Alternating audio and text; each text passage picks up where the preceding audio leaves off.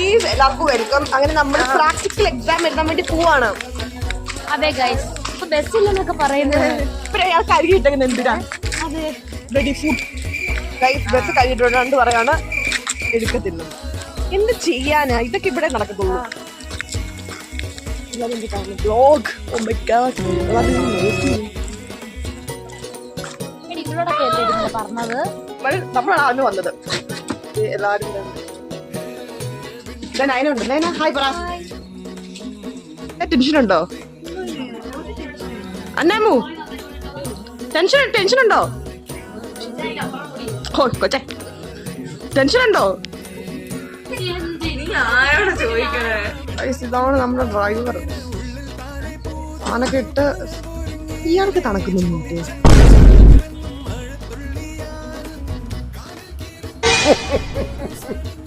നമ്മൾ എത്തിയിട്ടുണ്ട്.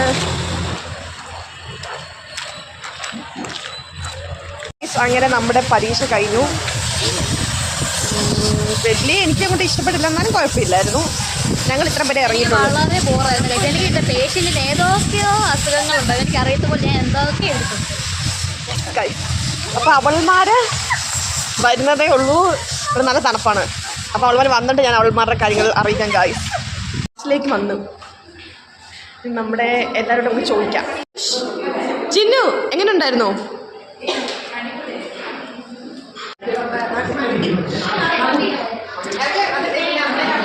അങ്ങനൊരു അവസ്ഥ ഉണ്ടോ?